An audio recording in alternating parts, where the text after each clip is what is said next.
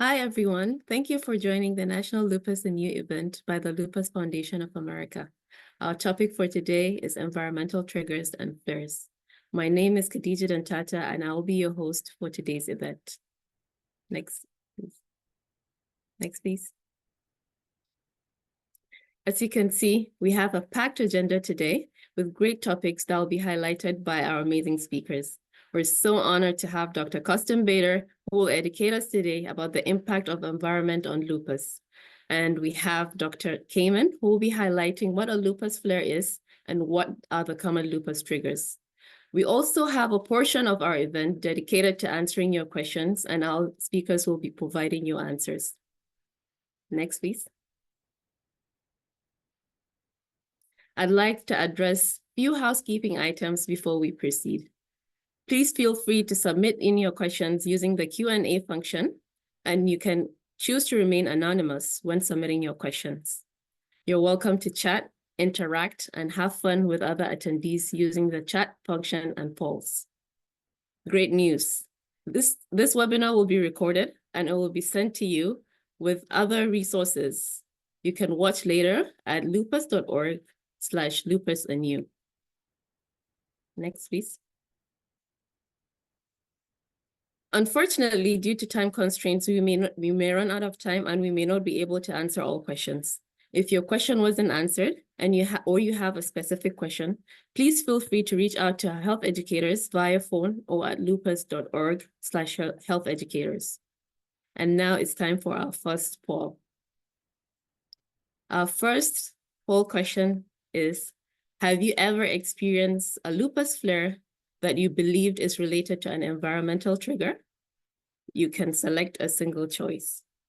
Yes, no, I'm not sure, or not applicable. I'll give us 30 seconds to put in our answers.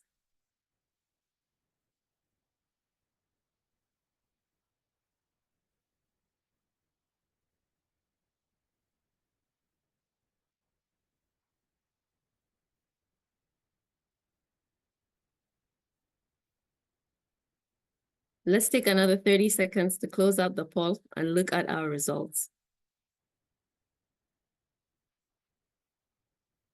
Oh, wow. I'm glad we're highlighting this important topic, as 51% of the attendees have experienced a lupus flare that is believed to be related to an environmental trigger. This is very important. Next, please. Next, please.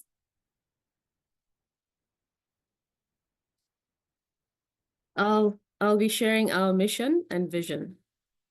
Our vision at the Lupus Foundation of America is a life free from lupus. The Lupus Foundation of America is dedicated to improving the quality of life of people living with lupus through research, education, support, and advocacy. Today, people with lupus are living healthier and longer lives, and we believe that Lupus Foundation of America has played a tremendous role in this achievement. We remain resolved to doing everything we can to help you navigate the complexities of lupus while rallying every possible resource forever.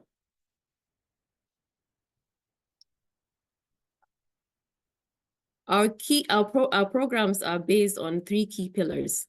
This includes research. Over the past 4 decades, we've supported over 400 research studies conducted at over 100 medical institutions. This has contributed to the advancement made in lupus research over the past 40 years. We provide care and support for people living with lupus and their caregivers. Our expert health educators who are here with us today provide their support to people living with lupus and their families all around the world. We're also leading advocacy to provide funding for research and services. Our advocacy effort goes beyond funding to ensuring access to care and policies that help improve the lives of people living with lupus. Next, please. As you can see, we have a very patient-centric approach, with the patient being at the heart and soul of our organization. This is why we have the patient at the center of our strategic outcomes. Our strategic outcomes are to reduce the time to diagnosis. This is because on an average, it may take a lupus patient about 6 years to receive a diagnosis. We also want to ensure that people living with lupus not only have safe and effective treatment options, but also tolerable options. We raise funds to help achieve our mission of improving the lives of people living with lupus.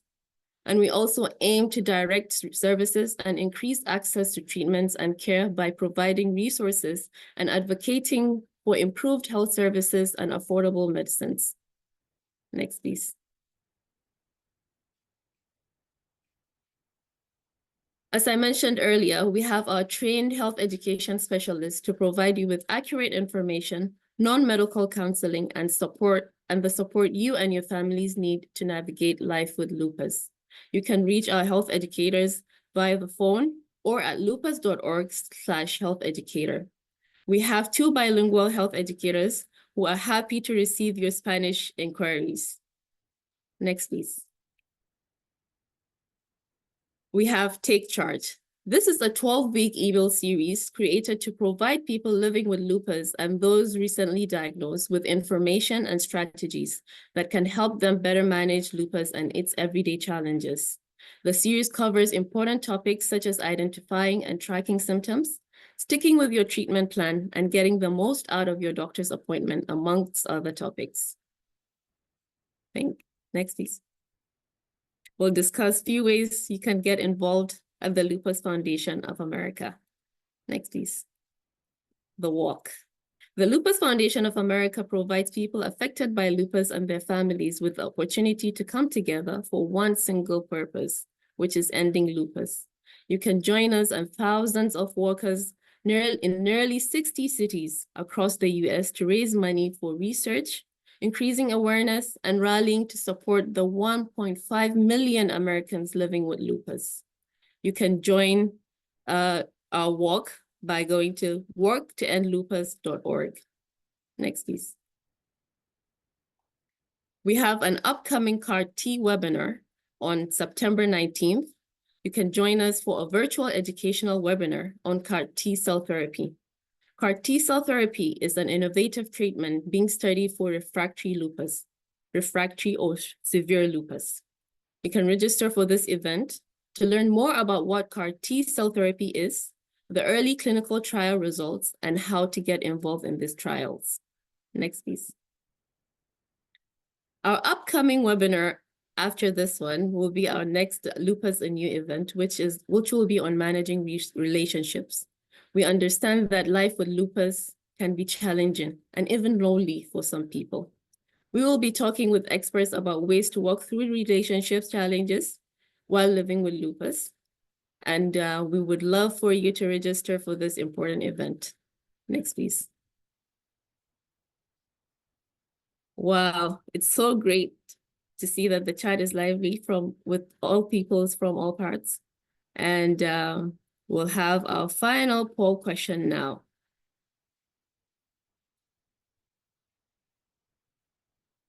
I can see the poll question.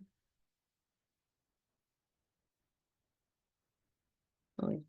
So our next poll question is, have you made any lifestyle changes to avoid environmental triggers or flares? You can choose yes, no, I'm not sure, or not applicable. I'll also give us 30 seconds to put in our answers.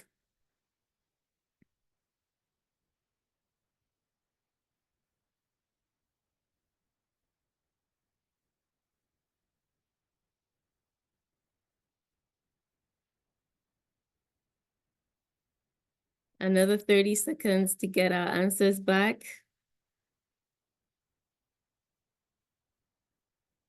Wow. 69% have made lifestyle changes to avoid environmental triggers and flares. Another important information here. Thank you for disclosing that. I'm glad we're going to be discussing all that.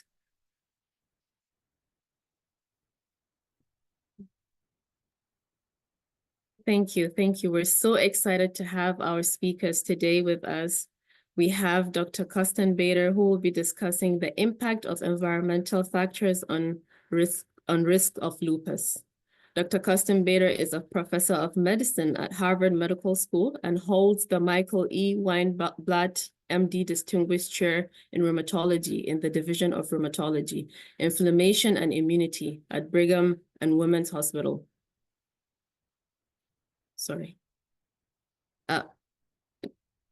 Massachusetts, where she serves as a director of lupus program and chief of the section of clinical sciences. She is a graduate of Williams College, University of Cambridge, Harvard Medical School, and Harvard School of Public Health, and trained in medicine and rheumatology at Massachusetts General Hospital and Brigham and Women's Hospital. Dr. Custon-Bader research investigates the epidemiology and pathogenesis of systemic lupus erythematosus and rheumatoid arthritis in particular. She is an experienced research mentor for medical students, residents, graduate students in epidemiology and rheumatology fellows and junior faculty, having trained over 40 doctoral and postdoctoral fellows and faculty. She is PI of the BWH Lupus Registry, containing data on more than 2,800 patients. She is a co-editor of Arthritis and Rheumatology, the chair of Medical and Scientific Advisory Council for the Lupus Foundation of America, and recent past chair of the National Institutes of Health AMS Study Section Grant Review Committee. We're so excited to have you, Dr. Custon-Bader. Let's give Dr. Custon-Bader a moment to share her slides.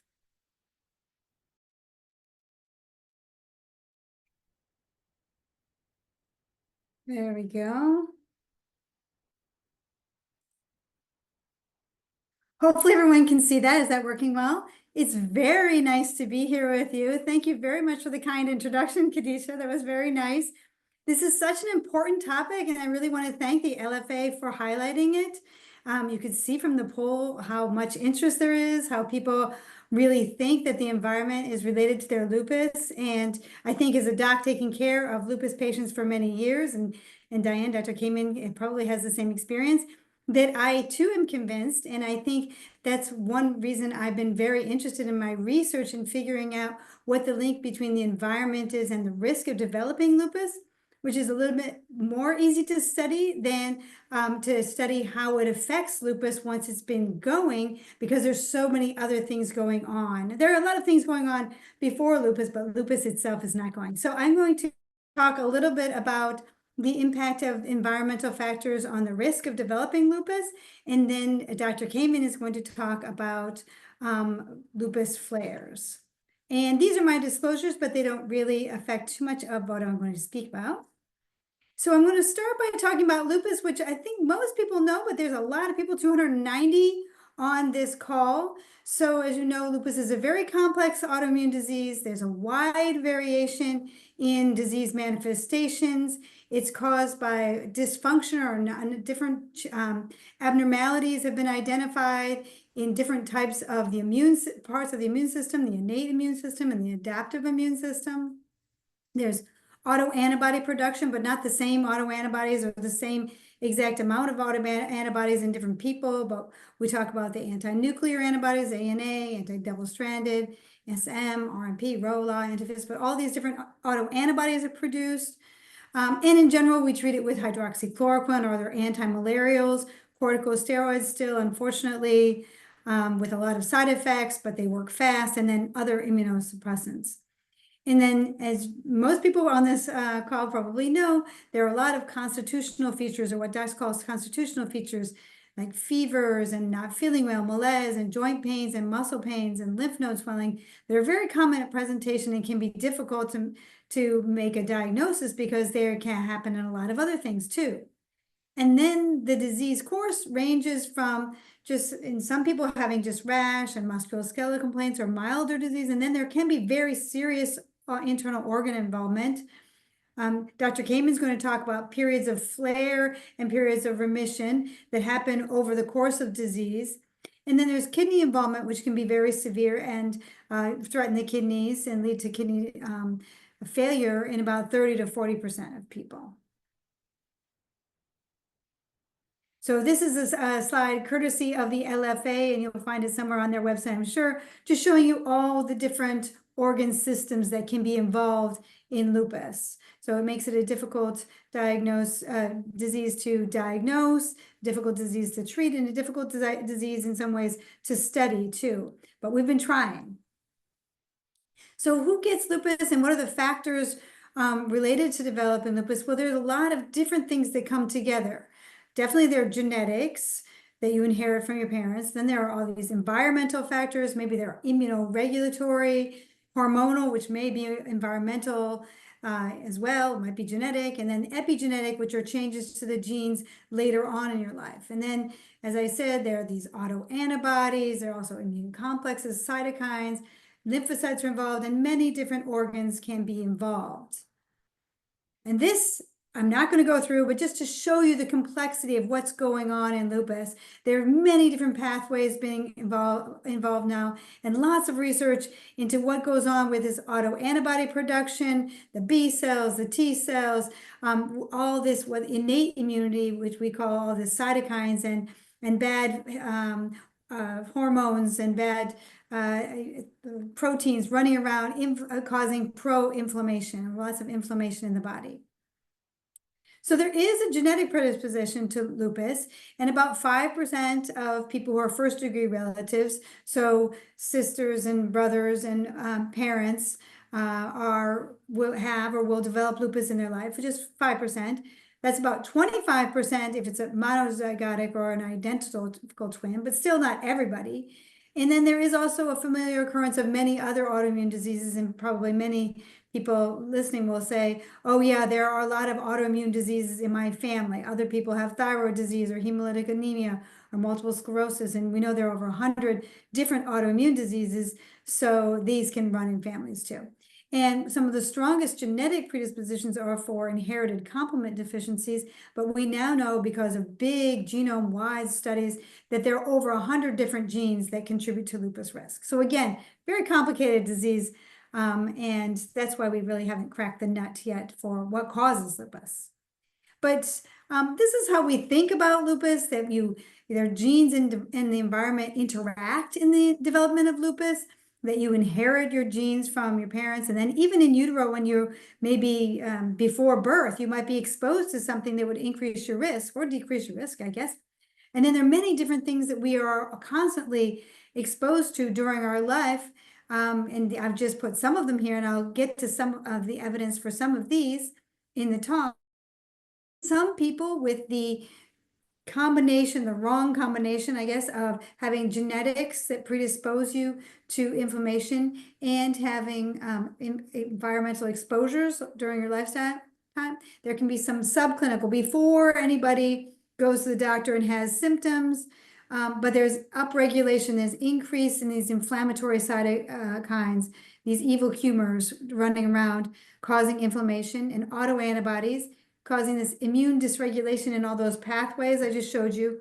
And then later on, and sometimes, as Khadija just said, it can be up to 6 years later when somebody might finally get a clinical diagnosis. Maybe it's brewing slowly and doesn't get recognized. Sometimes it comes on very fast, though. There's some of the mysteries of what we don't understand in lupus.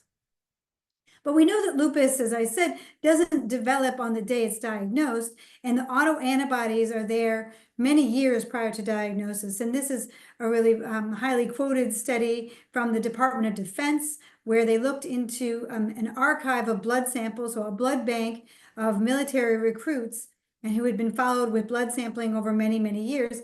And just a handful of people developed lupus, but they were able to go back and look at their blood samples from up to 5 years beforehand. And you can see that even though they weren't diagnosed until time 0 here, those autoantibodies were present. And there's, is a delay in diagnosis. Whether they had symptoms at this time, we don't know, but these autoantibodies continued to increase, and even increased, interestingly, after diagnosis as well. So I'm going to talk about a few. I can't talk about all the different environmental factors that have been studied, but I'll talk about a few that I and my group have studied, and there are more, and we can get to that in the question and answer session too. But some of the important environmental and lifestyle risk factors that are known to be related to lupus include cigarette smoking, exposure to silica, crystalline silica, obesity, and then diet, because we found obesity was related, we looked into diet, in particular carbohydrates and ultra-processed food. And then also recently it's increasingly recognized that stress, and I think a lot of people are going to say, yes, stress can cause a lupus flare, and it has caused a lupus flare in me. So we've looked at exposure even to childhood trauma and adult trauma and post-traumatic stress disorder being kind of the worst form of a stress reaction. And then I'll talk a little bit about putting all this information together and what have we learned and what can we do about it. I think Diane's going to talk about lupus flares, but I'll talk about what we can possibly do with what we've learned about risk factors for lupus. So a lot of the data and results I'll talk about are from the Nurses' Health Study cohorts. And these are two big cohorts. It was started back in 1976, the original cohort, and then 1989, the second cohort. They together, about 240,000 women have been followed for many years. They were all registered nurses at the start of the cohorts. They were in the nurses aged 30 to 55, and then in nurses 2, age 25 to 40, a little bit younger, but asked a little bit later. And they were asked very extensive questionnaires, which the nurses were great about filling in every 2 years. They asked about many, many different kinds of diseases. They asked about all kinds of lifestyle and behavioral factors, including smoking and exercise and medications and hormones and other environmental factors. And then we followed these people, all these women, from the time they were enrolled in the cohort through now. Actually, they're still being followed, those that are still alive. So many, many years. And if the nurse told us, yes, I developed lupus in the last 2 years and a doctor diagnosed it, then we reached out and we looked for chart review, and they sent their medical records, and we identified 350 women in these years who developed a new case of lupus. And so this was a kind of great to study, because we could then go back and see what did they report in the past for their exposures before they developed lupus. We also have about 178 people who had given a blood sample. We have that in the blood bank to look at what happened before the development of their lupus as well. And the other study that I've worked in, and some of the data are from the Black Women's Health Study, also based in Boston, and also has a very similar design. So this was about 65,000 women who were all self-reported African ancestry or Black. They were aged 21 to 69 when they were recruited nationwide in 1995, and they've been followed every 2 years with the same kinds of questionnaires through 2015. And then my team and I went back and we looked at all the self-reported new cases of lupus, and we looked at the medical records, and we confirmed all the new cases. And in this cohort, we had 127 new cases of lupus diagnosed. And the reason I have Janet Jackson down there is that actually the Black Women's Health Study, a lot of the recruitment was done through Ebony magazine and other magazines that had advertisements for being involved in the Black Women's Health Study. The mean age at their lupus diagnosis was 43. About the same in the nurses. Actually, about half are double-stranded DNA positive. All of the different kinds of autoantibodies produced in lupus, about half of people will have a double-stranded DNA. And we often look at double-stranded DNA lupus, positive lupus, and negative lupus a little bit differently in research and in clinical practice. And about 30% of these women had lupus nephritis at their presentation and their diagnosis of lupus. So we looked at cigarette smoking. I told you it's one of those strong risk factors for lupus, but cigarette smoking is a strong risk factor for everything. So if anyone is still smoking out there, this gives you one more reason to stop. Cigarette smoke has hundreds of toxins and tars and residues and free radicals, and it has been in the past strongly associated with the risk of many chronic diseases, as you know, cancer and heart disease and hypertension, but also rheumatoid arthritis, which is related to lupus being another autoimmune disease that is very similar in many ways. So here are results, and I don't have too many result slides like this to overwhelm you with, but here I just wanted to show you how we do this research. We classified the women every 2-year cycle. They said whether they were smoking or not. So we had never past and current smokers. And then we looked at their risk of developing lupus in the next cycle. So if you were past or current smoking, and overall lupus, we didn't see an effect. So in our models, we said the risks are all near 1. The reference was being never smokers, so that was 1. And it wasn't statistically different. It was about 1 for the past and current smokers for all of lupus. But when we looked at those people who were double-stranded DNA positive, so the people who had more severe, and double-stranded DNA is associated with kidney disease, so often kidney disease, again, about half of people in the cohort. This was where all the risk was, actually. It was about a doubling of the risk in all of our models. So this 2.01 means the risk is twice as high for current smokers to develop double-stranded DNA positive lupus than for non-smokers. And then we didn't see the risk for past smokers, and we didn't see the risk for the double-stranded DNA negative lupus. And we were interested in, so if the risk is not elevated in past smokers, how long after you stop smoking does the risk go down? And we found that the risk for current smokers was the same as those who quit within 5 years. So within 5 years, you would still have this doubling of risk. If 1 is the reference, the never smoker have a risk of 1. The current smokers have a risk of 2. Those who quit smoking about from 0 to 5 years earlier still have that elevated risk. But after 5 years, then the good news is the risk came down, and now it's indistinguishable from that of never smokers. So if you do smoke and you're at risk for lupus, so don't have lupus yet, if you stop smoking, especially double-stranded DNA positive lupus, your risk will come down within 5 years. So that's a hopeful message. So what is crystalline silica? So silica is it's actually found all around us. It's crystalline silica or quartz. It's abundant in sand. In fact, it is sand and rocks and soil, and it can be in the dust. It is known to stimulate T cells, T lymphocytes, and responses and induce cell death. And very high levels of exposure to silica dust, especially miners and other people who work with a lot of like sandblasting, etc., is known to cause a disease called silicosis, which is chronic inflammation and fibrosis in the lungs. It can be very bad in the lungs and other organs, but especially lungs. So there are also studies of miners, so cohorts, big groups of miners who are followed, and they're exposed to very high levels of silica over the years from all the blasting. And their rates of many different autoimmune diseases are very high compared to the general population. That's been shown for lupus, but also for rheumatoid arthritis and systemic sclerosis and vasculitis, so other autoimmune diseases too. So silica definitely has this stimulating effect. And this is a study that we didn't do, but it was down in Dr. Kamen's neck of the woods. And I love to highlight it because it was a great study where they looked at silica exposure and the risk of lupus in North and South Carolina there. And they involved 265 patients with lupus and 355 healthy people in the same areas that didn't have lupus. And this was in rural Carolina. And there, most of the exposure to silica was from in the field. So silica dust from agricultural work in the field.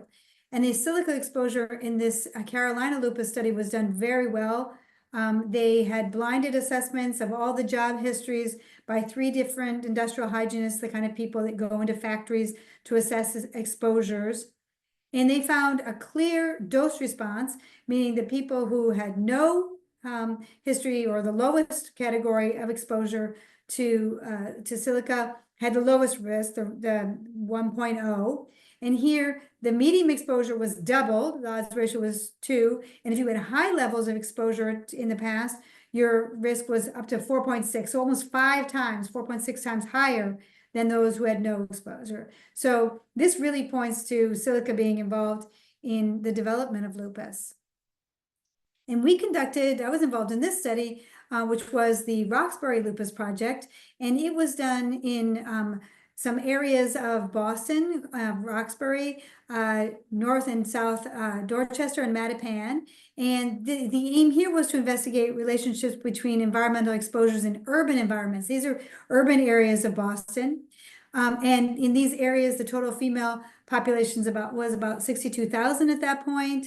The majority is African American living in that area.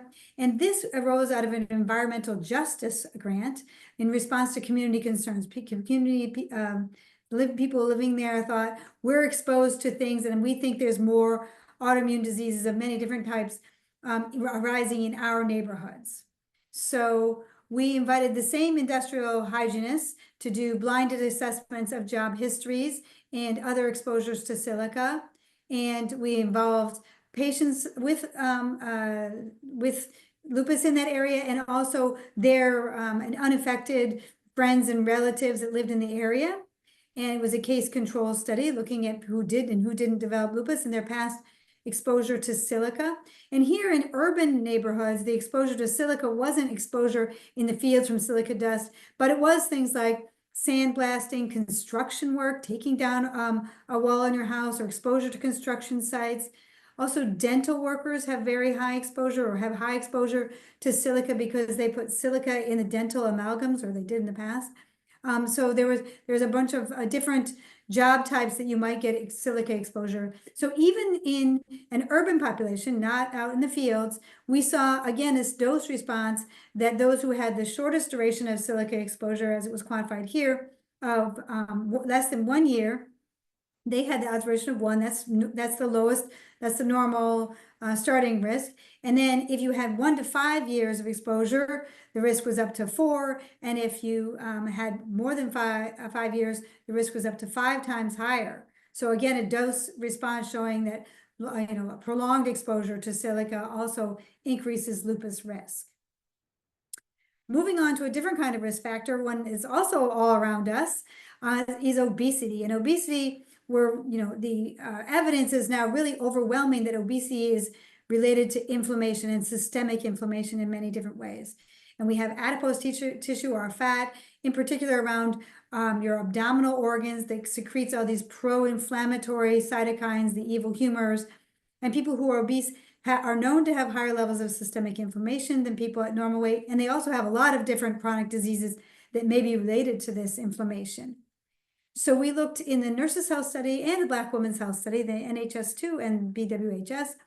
And in the Nurses' Health Study 2 cohort, the younger cohort, we found that obesity or being overweight, being obese versus being just overweight or normal weight was related to an 85% increase. So the hazard ratio was 1.85, almost doubling, but 85% higher for the development of lupus among those women.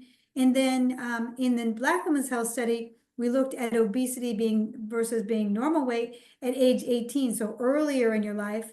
And so the women had reported their weight at age 18. And here the hazard ratio for then developing lupus in the future was 2.38 times higher, so almost 2.5-fold higher. So definitely, again, we're seeing that obesity or being overweight may stimulate, we think it's through stimulating inflammation, non-specifically, and some of those many complicated pathways really get primed or amplified, or the brewing inflammation may get accelerated. So because we saw this signal for obesity, we thought, well, what about dietary quality and what people eat? Is lupus risk related to what people eat?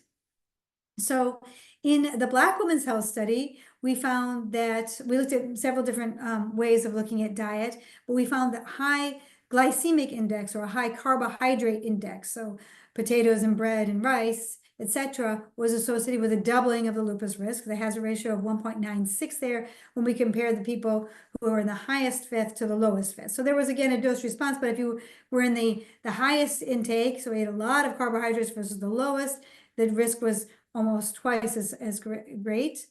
And then in the Nurses' Health Studies, we've looked at ultra-processed food. We've been interested in kind of the worst junk food, if you will. Ultra-processed food is the industrial manufactured, ready-to-eat and heat formulations that a lot of us unfortunately eat, and because we're in a rush and because they're cheaper and because they're easier to get.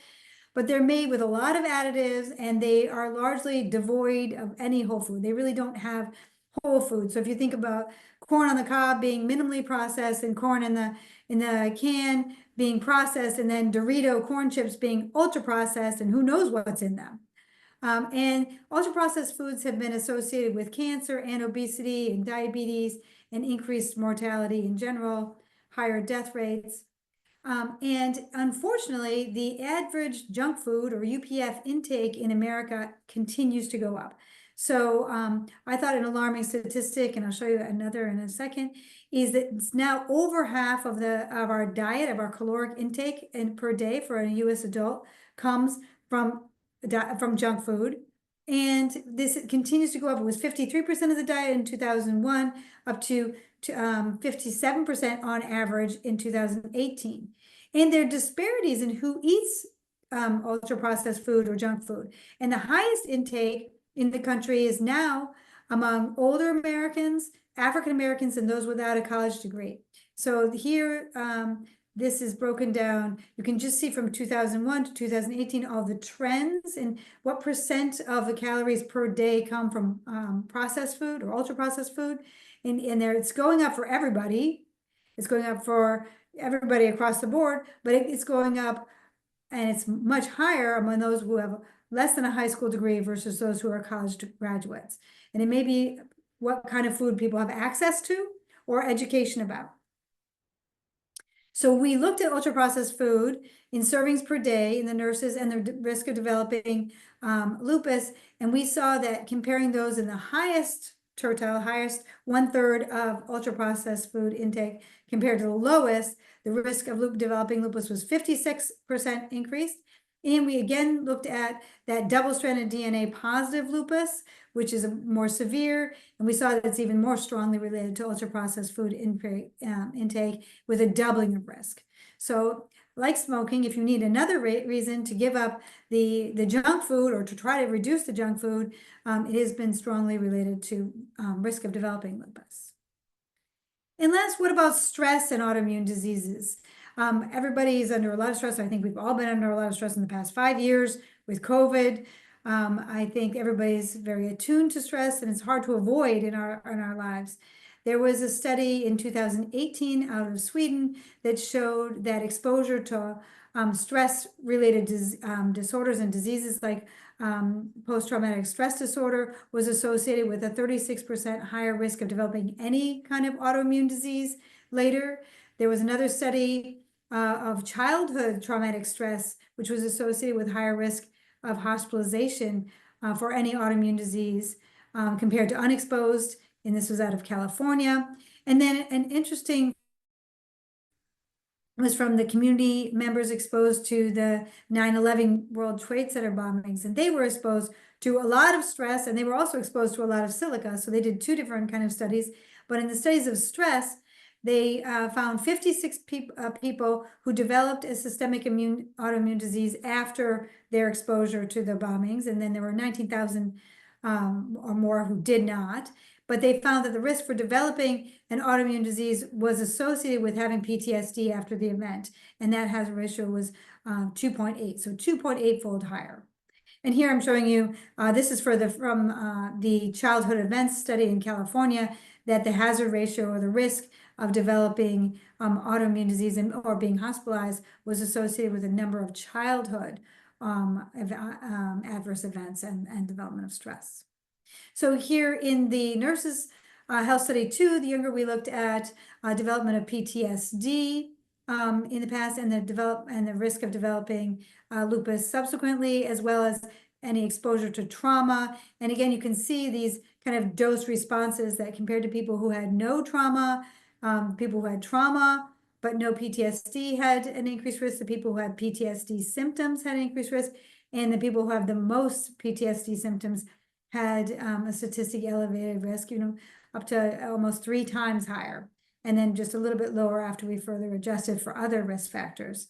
And then when we just looked at it, trauma versus non-trauma exposed, we also saw this clear increased risk.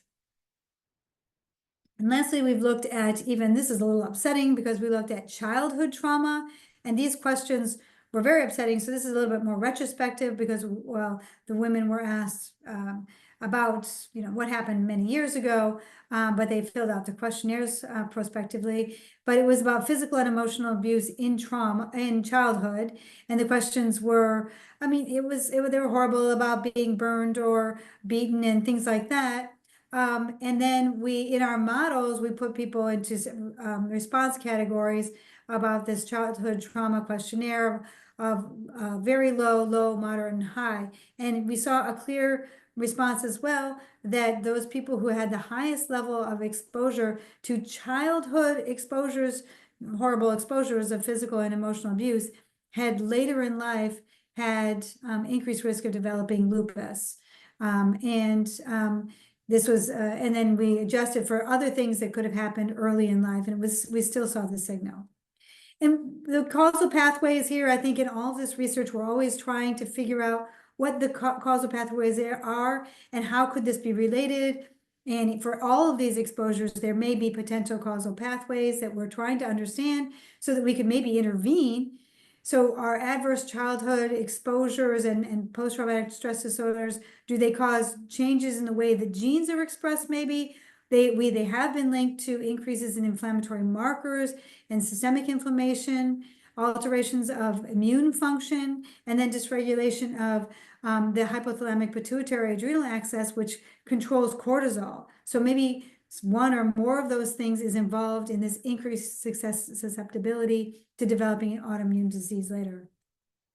So the puzzle has come together. I've showed you some of the risk factors we've studied, but there are others as well. And here I've tried to kind of sort them into things we've studied: airborne exposures, smoking silica, as well as air pollution, dietary factors. High UPF should be in bold there, high junk food. There's hormonal factors and inflammatory factors, mental health. They're all kind of intersecting, but I've tried to put them in bins. Environmental factors, including pesticides and solvents and mercury, and I think Dr. Kamen has done some of that work. On the bright side, we've also put them together in a different way and said, well, what if you followed a very healthy lifestyle, or as many healthy lifestyle behaviors as you can? So these are the healthy lifestyle behaviors that are associated with lupus risk in the Nurses Health Study. And we said, if you don't follow any of them, then your risk was 1. And if you followed one of them, being alcohol just in moderation, maintaining a healthy body weight, and putting smoking in the past, then with every one of these you added, you reduce the risk down to a 0.45 of a risk. So a 55% reduction. There was a very strong trend here, and the population attributable risk of this, meaning that 47% of the risk in the entire population of the Nurses Health Study could have been, was due to these risk factors, or could have been prevented. So 55% of would it be if everybody had done 3 healthy risk factors, but over related to these behaviors, 47% of the risk was related to these behaviors, which really surprised me because I've always had this thought that it's the genes and the environment, but we don't know how much genes and how much environment, but it's quite a lot of environment and healthy behaviors. So is it systemic inflammation fanning the flames of brewing lupus? Is the kind of the idea I've been trying to get across to you? Maybe it's the obesity, smoking, ultra-processed food that in the wrong person at the wrong time stimulates systemic inflammation and adds fuel to the fire, and that person goes on to develop lupus. Of course, that person can go on to develop a lot of chronic diseases, and we know that systemic inflammation and all these things are just bad for chronic disease in general, but lupus is what we're concerned about tonight. We've also thought about putting these things together along with genetics into lupus risk prediction models, and maybe we can use these for prevention in the future. So here we took, we started with a model which was just the genetics, and it only predicted about 62% of the cases, 63%. Then we added if somebody had a first-degree family member, a family history. That was, well, actually we didn't add, there was a separate model. The red line here, also about 63%. These are hard to read if you haven't seen these before, but we're trying to correctly classify people, and a perfect model would be up here and over here, and everybody would be correctly classified. But we're getting more people in the right areas. So then we add lifestyle and environmental factors, and we get the line up to the green by itself. And then actually when we add all of them together, we get the line up to 0.76 and stronger again for the double-stranded DNA up to 0.80. So 80% of lupus risk in this population was predictable by these models, which means that we had everybody's genetics and we had all this information. 80% of the time we could correctly classify whether a person was at risk or not. So can we use that in the population? That's where I'm thinking, at least for tonight, I'm talking to you about all the things that we know about lupus, but are there people at risk that we could tell, please give up the junk food and the smoking because you are at high risk? So I want to thank many, many of my co-investigators over many years. And that's my, my clinical team. We seeing lupus patients in the clinic at the Brigham, and that's my research team at the Brigham.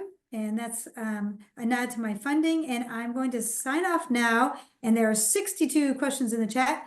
I'm going to turn it over to Dr. Kamen now, and then we're both going to take questions. So thank you.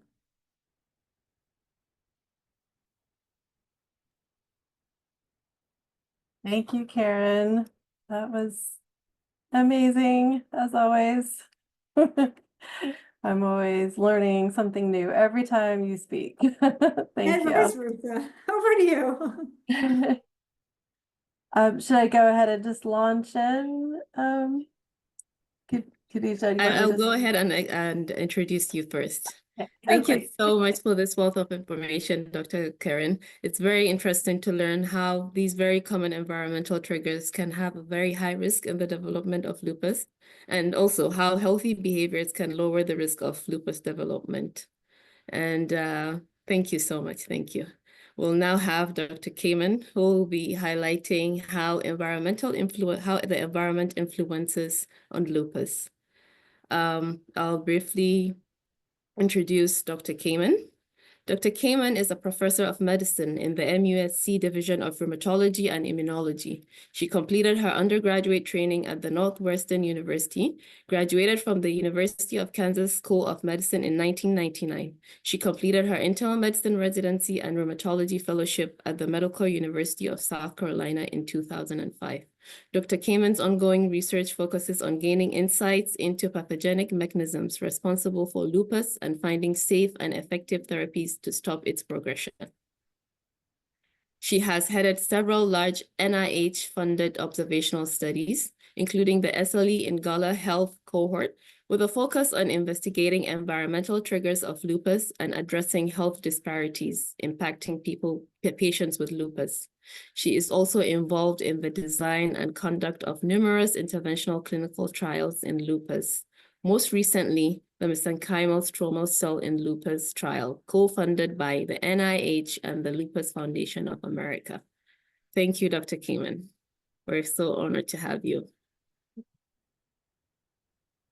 Thank you so much for that introduction. And let me share my screen.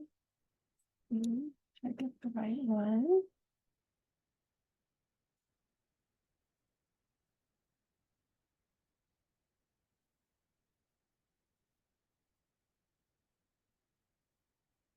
Is that working? Hopefully you guys are seeing that. Somebody let me know if you're not seeing my slides.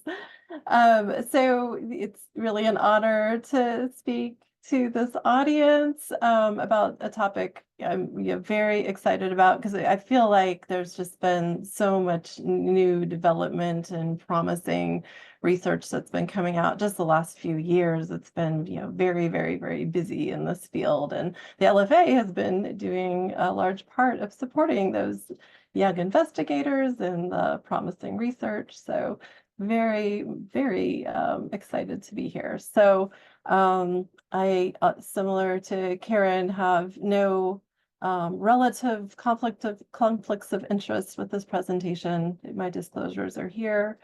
And just to get started with this portion, you learned, a lot, obviously, from Karen's presentation.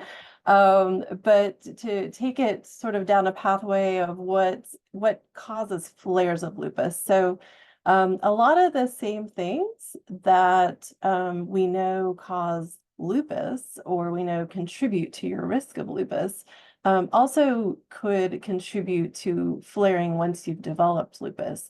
So there's really a kind of a fuzzy line between the two, but there is a difference. And of course, the research design of those studies is different. If you're looking at what causes flares, you're usually looking among a population of people that are already impacted by lupus.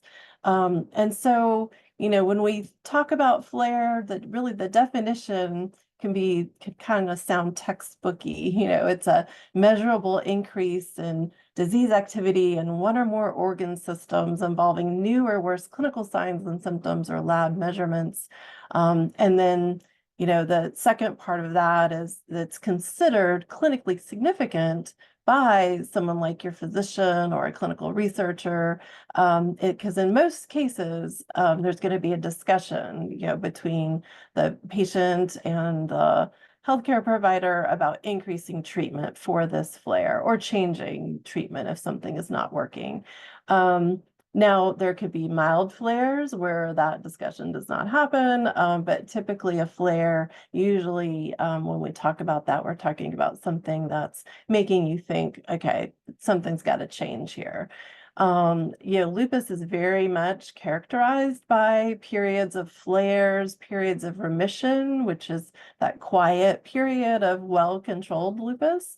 And, everyone's flares are different, right? So usually, we talk to people about their flares being similar to prior to when they were treated for lupus. So symptoms that they may have had when they were first diagnosed.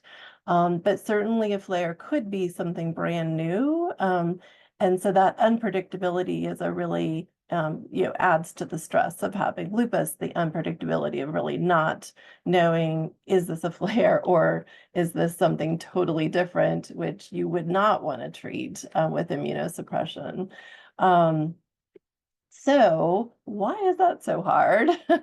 And you might wonder why we have so many ways of measuring disease activity and not even, you get, 4 lupologists in a room. We're not going to agree on the best way to measure flare because there's a lot of different things going on. And this is just my attempt to show that, over a period of a year, this is one patient, just an example of how everyone can be different and how things can change over time.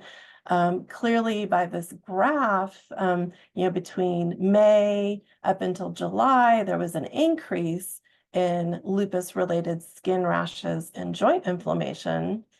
But at the same time, that was increasing, and we would call that a flare because it's going way up from where they were before.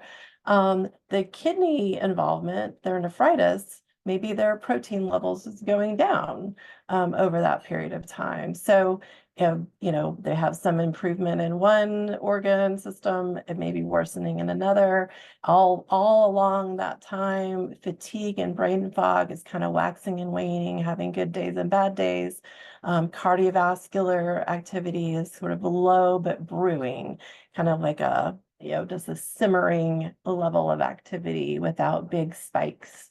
So we would, consider that change to be a flare, and then that period where everything is going kind of down to zero activity, except for some brewing cardiovascular and the fatigue and brain fog, that might actually be, at this point in time, the best we can do with remission, right, on medications.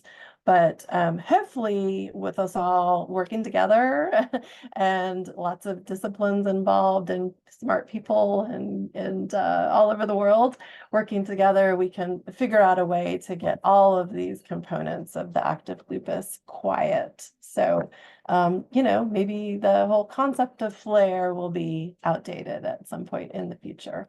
But right now, the way we measure flares is we look at symptoms, talk to you about, whether you have or do not have certain kind of common features, like the rashes, like the chest pain with a deep breath, the pleurisy, the joint inflammation. And then in addition to that, we would look at things like lab work.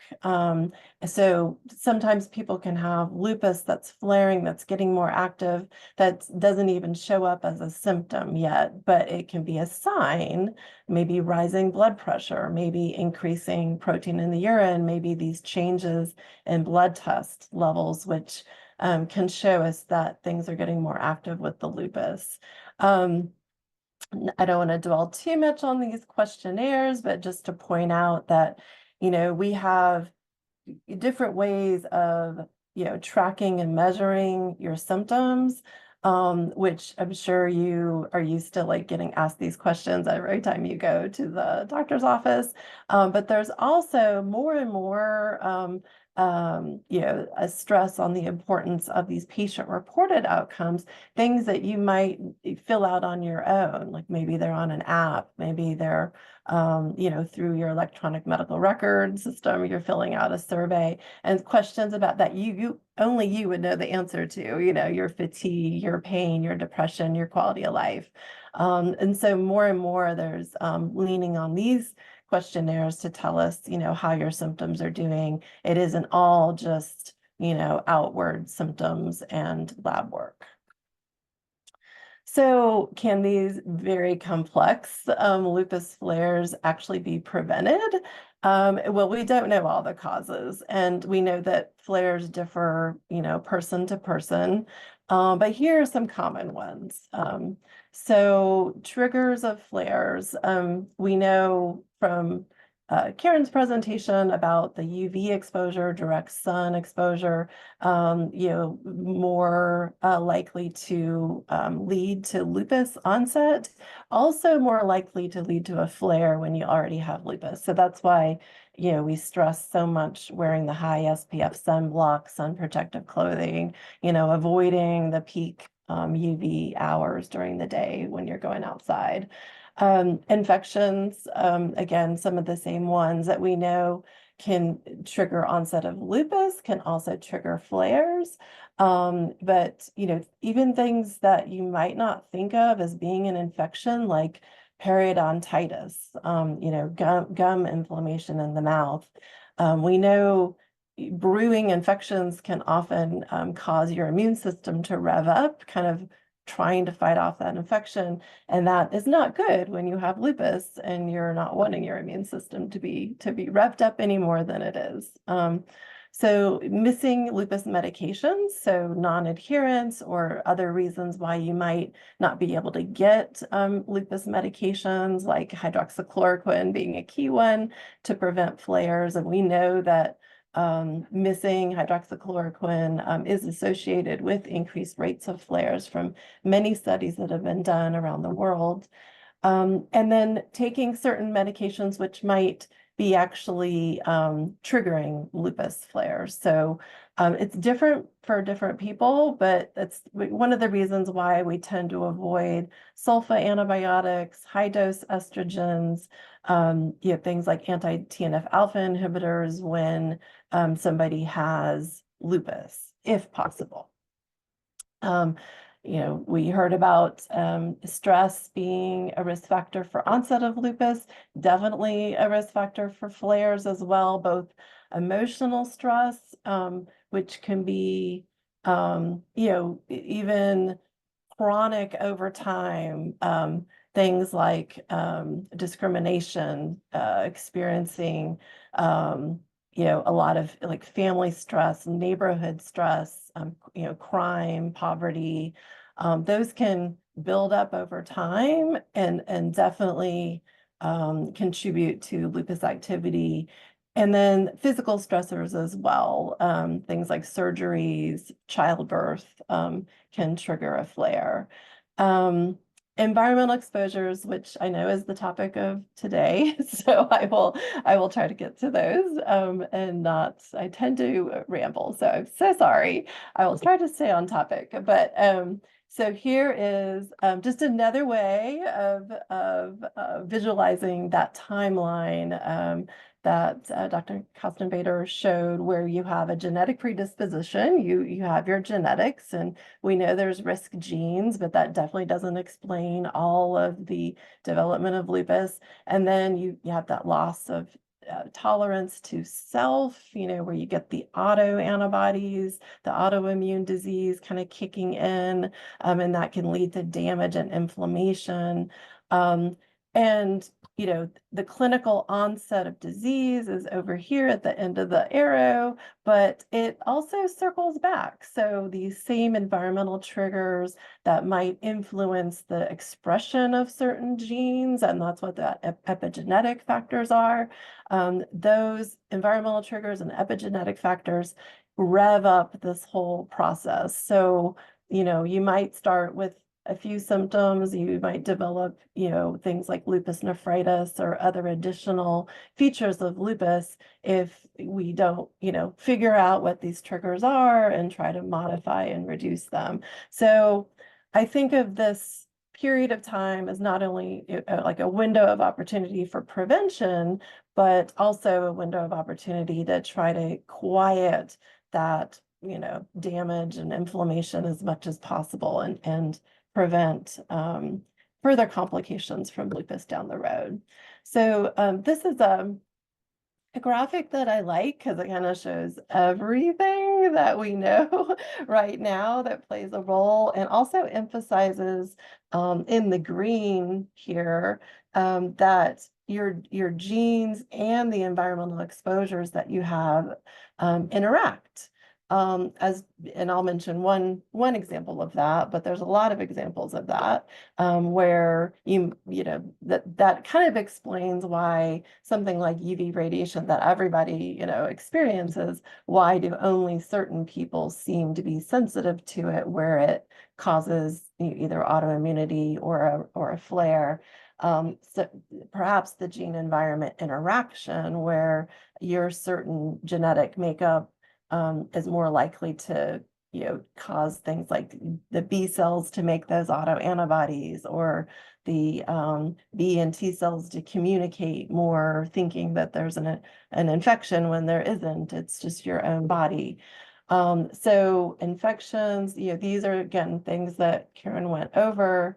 The silica dust, the dusty jobs.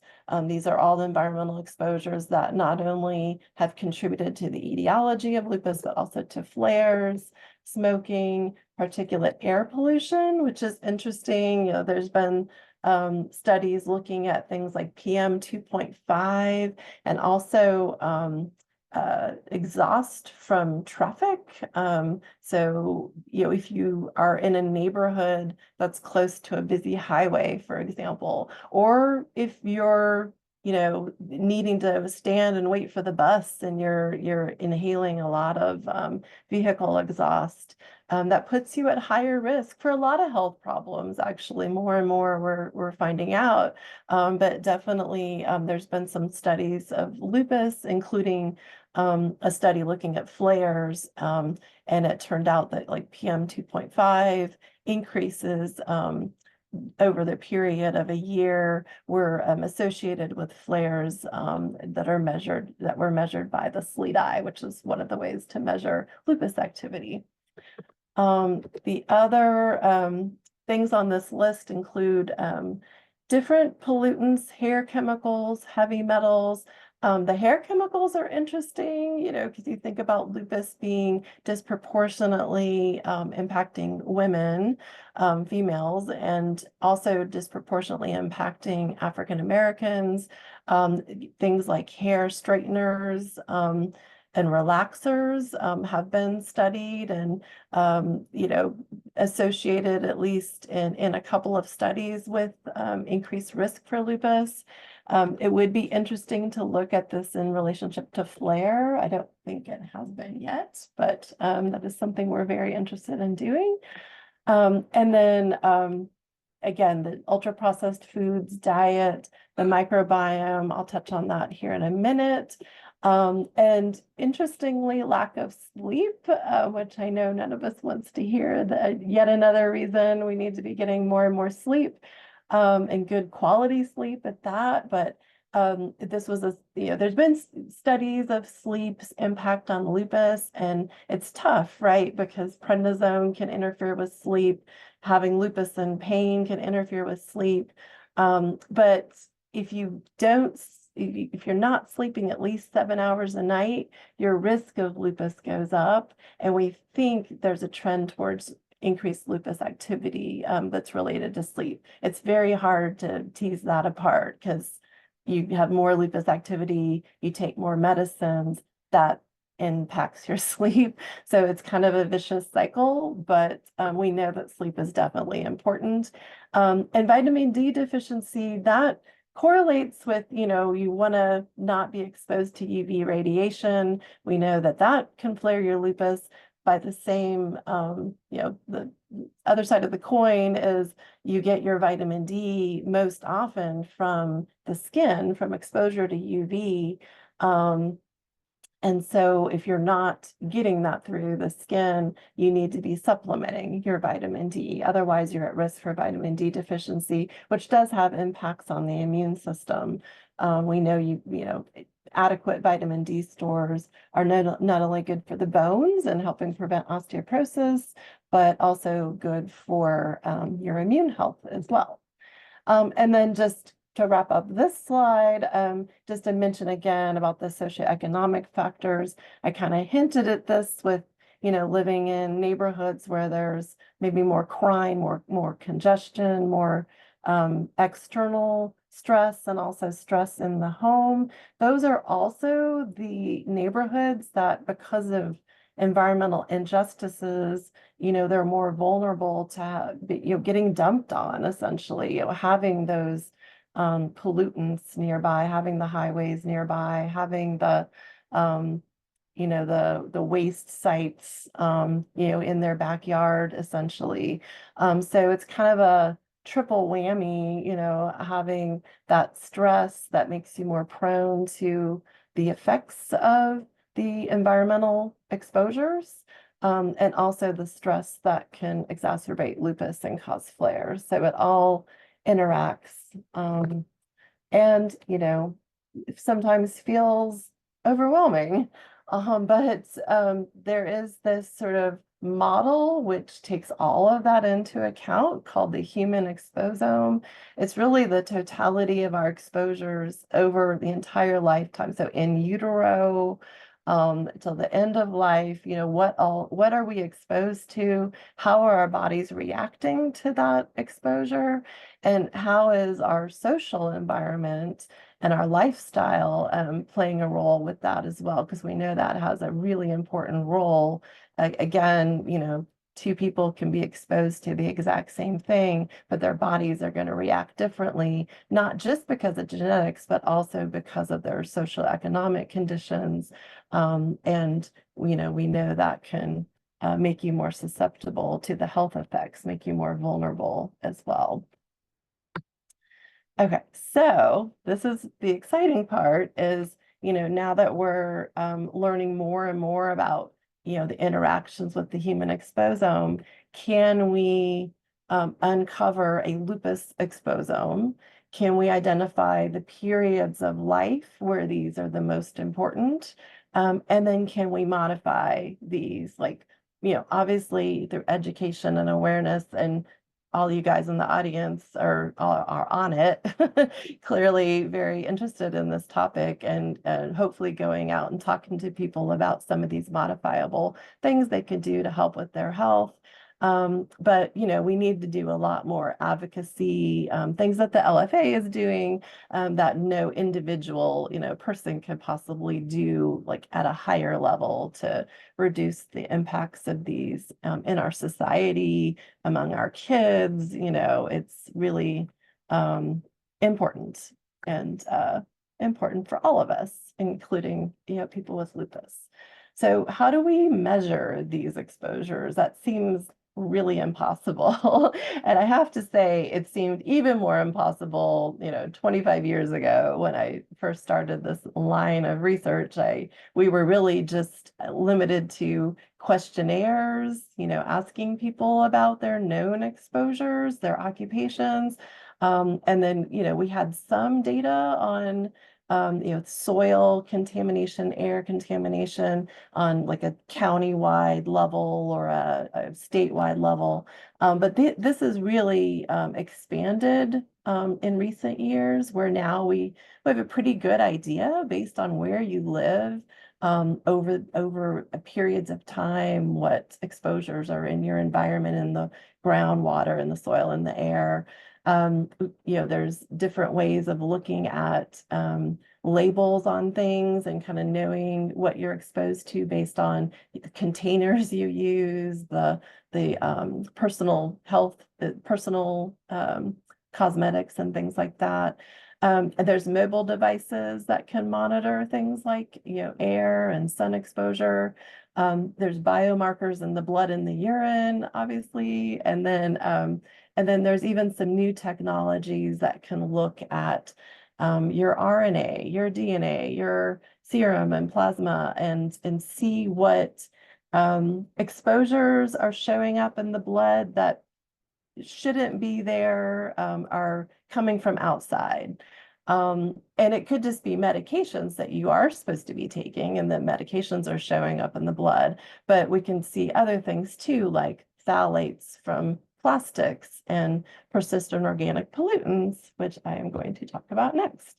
So persistent organic pollutants are things, well, I have a slide that sort of defines them a little bit better, but the reason we got interested in this topic is we were working with the local community. I have the privilege of working with a community here, the Sea Island Gullah Geechee African American community, and they're at high risk for autoimmune diseases, especially lupus, and so they're very engaged with us in this academic community partnership to try to find the environmental causes of autoimmune diseases like lupus. So the Popeye study was working with the Gullah community locally, and to see why it was that the fish, especially the dolphins, so the bottlenose dolphins in the harbor here in the Charleston area, were found to be getting illnesses, and it was attributed to very high levels of these persistent organic pollutants in their blood. And the dolphins they're a sentinel species for human health because they eat a lot of the same fish that the local community was eating. And so, we needed to get to the bottom of the dolphins were getting sick, and that was going to help us also figure out why possibly there were immune immune function illnesses in humans as well. And so the persistent organic pollutants cover a wide array of compounds, but the ones that we were particularly interested in, there's like a docudrama out there, Dark Waters. There's been a lot in the press recently about these. Our local paper just had something about really high levels still being found in the local water. So these bioaccumulate, so they go up the food chain, and they become really ubiquitous. So like in all of our environments, and all of us probably have some detectable level of these perfluorinated compounds, and perhaps PBDEs, which are things used in like flame retardants.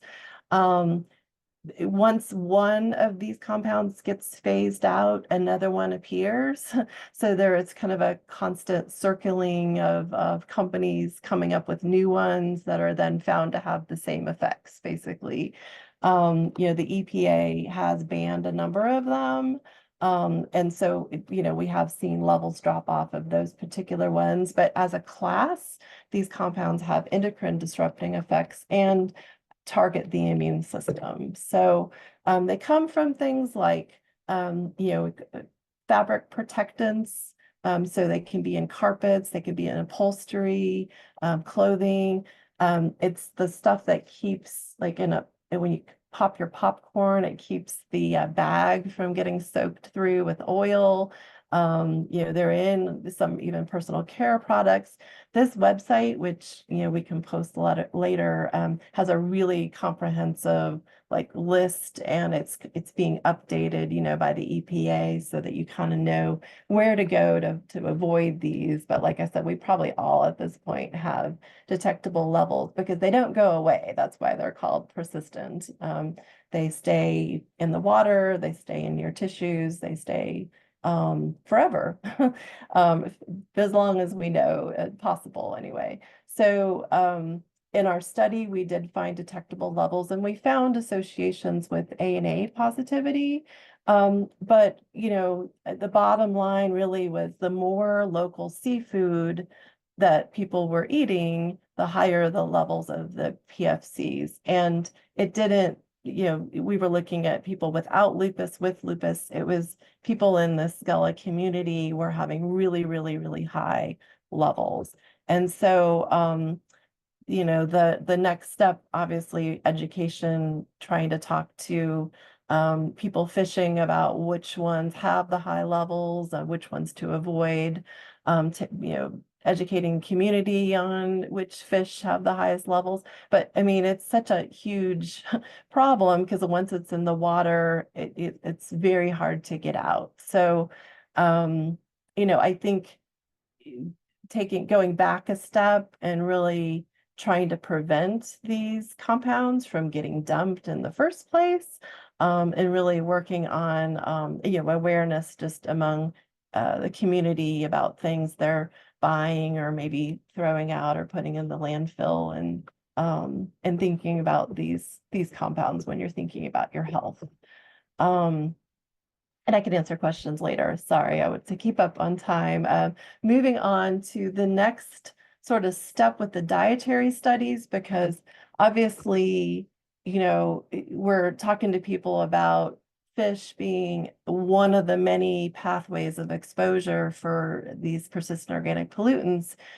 Fish also have tremendous health benefits because of their omega-3 fatty acid content. And, they're a healthy source of protein when they're not contaminated with persistent organic pollutants. So, there's a study being done with omega-3s. This is from krill, a krill oil concentrate, but it was, recently published study showing that not only was it safe and well tolerated for patients with lupus to take this krill oil supplement. And it's not to say krill oil is necessarily better than any other omega-3 source, but this is what they used in the study, and they did show decreased lupus activity among those who had the high lupus activity at baseline.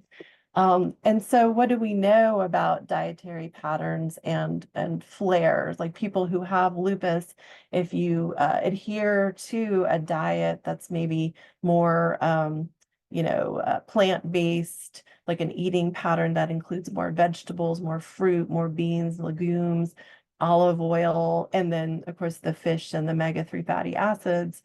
If you adhere to that kind of diet, which is like a Mediterranean diet, then 25% in this cross-sectional study were less likely to have moderate lupus activity, 94% less likely to have severe activity, 91% less likely to have moderate, and 95 less likely to have severe damage from lupus. And the CRP levels, which is just one measure of inflammation, were lower in those on the Mediterranean diet. This is a separate study. This was an online survey of 420 patients asked about their eating patterns and how they felt that their eating patterns changed their lupus symptoms. So they took a survey, asking if they had changed their eating patterns or eating habits, and did it seem to influence their lupus. 71% had changed their eating habits since they were diagnosed with lupus, and over 80% who increase their vegetable intake, which is in the gray here, the gray bars, and or decrease processed food, which is the middle kind of bluish purple bar, reported health benefits from these changes. And the bright purple is the reducing, either cutting out or reducing sugary foods. So there was, this shows the percent improvement in weight loss, fatigue, mood, and joint and muscle pain.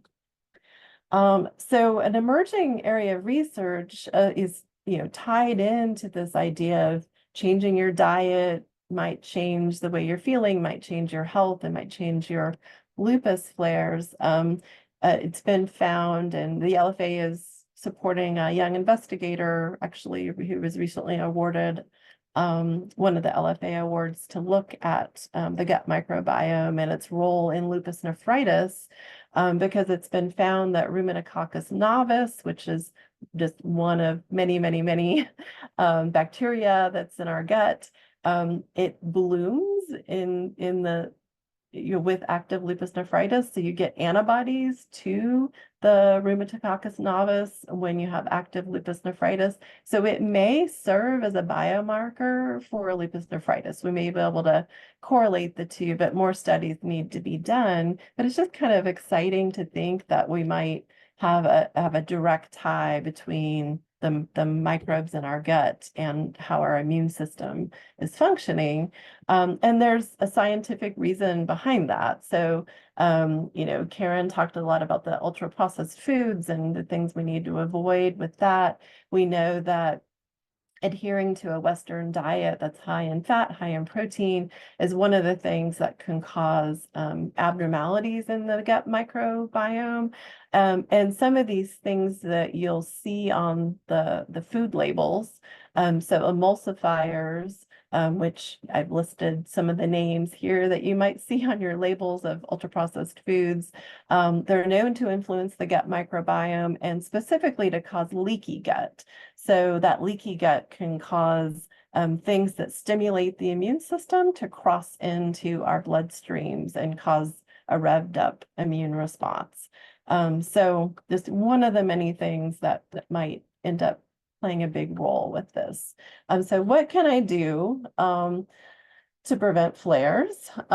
Lots of things, but obviously the medications are important: hydroxychloroquine, vitamin D, avoiding tobacco smoke exposure, air pollutants, as much as possible.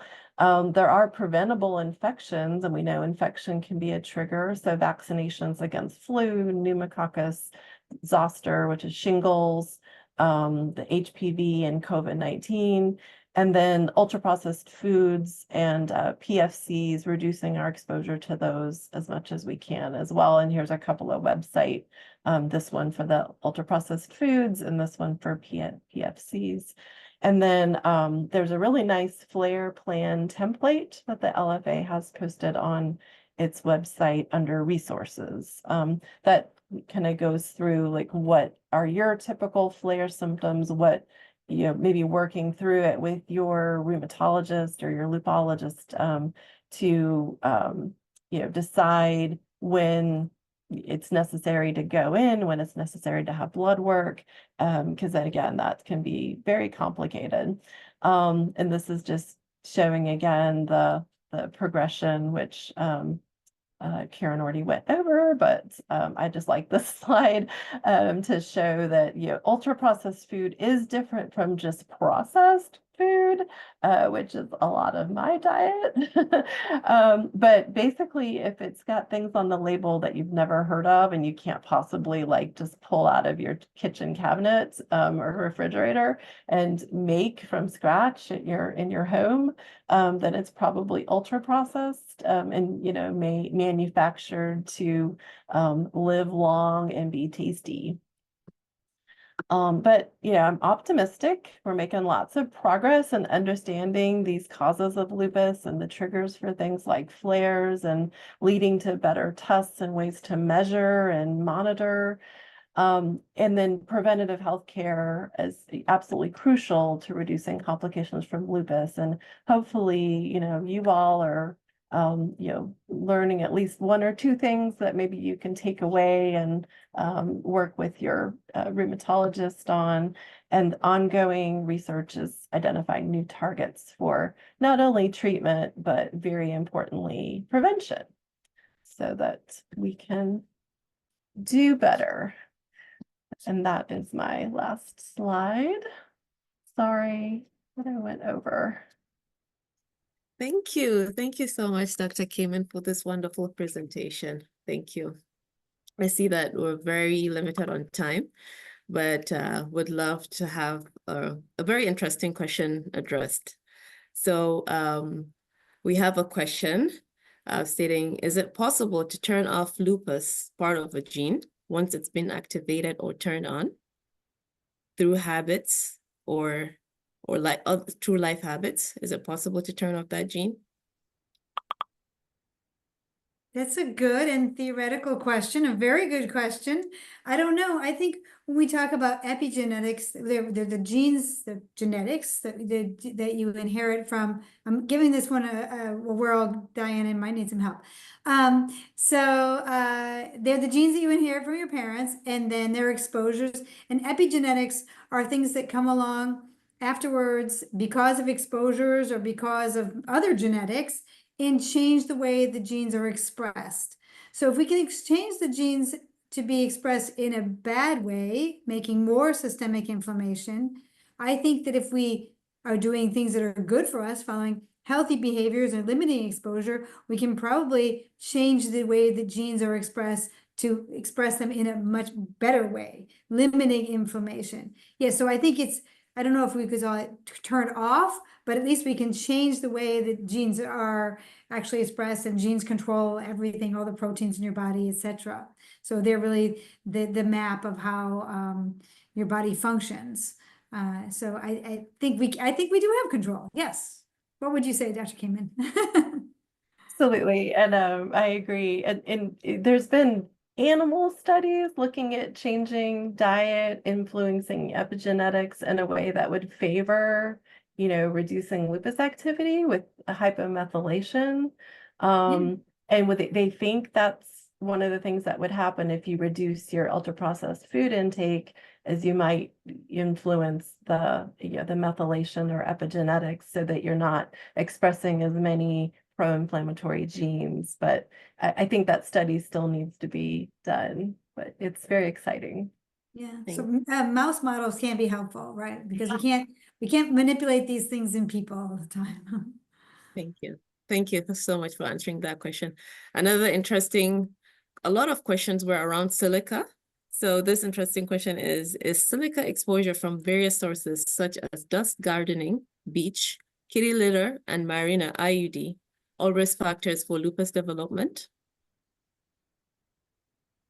So I think those are all probably sources. I'm not sure about the Mirena IUD, if it is, but there was another source of silica that is similar was silicone breast implants. People were very worried about in the past because that's kind of an indwelling, having a silica exposure in you, kind of like a Mirena IUD.